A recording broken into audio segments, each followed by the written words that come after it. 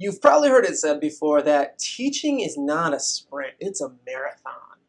It's a good sentiment, the idea that we need to be in for the long haul. But let's explore that for a little bit. Marathons are hard. They require days, weeks, months, years of training. People are exhausted in the middle of it and exhausted at the end. People don't even have time to take pee breaks, so sometimes they pee their own pants. Okay, maybe that sounds a little bit like teaching, but just because that's how we've approached it doesn't mean that's how it should be. I'm going to invite you to shift the mindset away from teaching is like a marathon, instead considering that teaching is like hockey.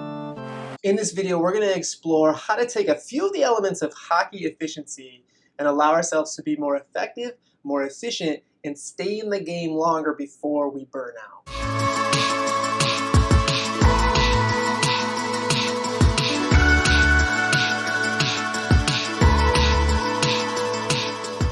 So you might be thinking right now, does that mean I have to slam people into walls and throw down gloves and slash some ankles?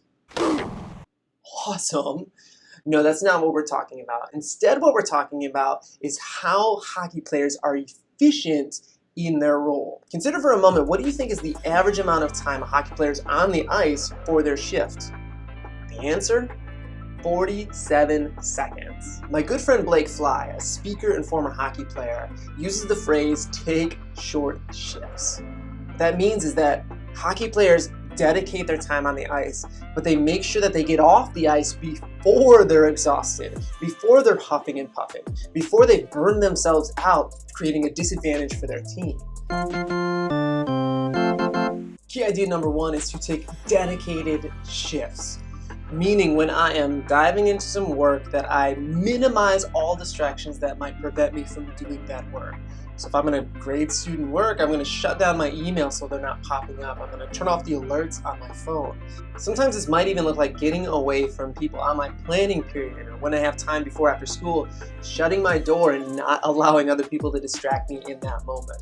Sometimes we crave that extroversion and that socialization, but sometimes what we need is just to focus on our shift right now. This also might mean that I set a timer for the work that I'm going to do. 20 minutes focused on that task, 5 minutes focused on that task. And then I'm going to honor that timer when it goes up, giving myself a short break to go for a walk or grab some water.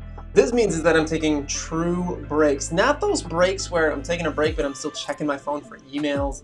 I am going to dedicate both specific time for my workload and specific time to my break. A second key thing that we can do is to play our position. I'm one of those people who will very easily get sucked into a task or activity that really doesn't have to do with my job. A student is in crisis and I feel like I need to spend all this time getting them out of the crisis when I'm not the crisis response individual. I'm not the counselor. So learning how to outsource those things. Or if someone asks us to take on a new project, we can say no. Or using that beautiful phrase, I would love to help you with that, but I have a lot on my plate. Can you help me take one of these things off my plate so I can give you the time and effort that this project requires? Another way we can do this is to utilize a power play. What this could look like is, number one, asking for help. Tag teaming a project, asking a student to help with something. Maybe I don't know how to use the technology, so rather than spending all my time on YouTube, hours and hours figuring it out, I simply email my staff, hey, who could spend 5 minutes showing me how to set this up? Another version of a power play is to double up on tasks. So if I know I have to have two-way communication with a student, I also know that I have to grade this work, what if I just set up some quick one-on-one conferences to give them feedback on the work in person or via a quick little Zoom meeting rather than separating those two tasks? How can we overlap the things that we have to do so that we don't spend as much time on it, but we accomplish two things at once? To help you shift your mindset and take dedicated work time, start asking yourself these questions.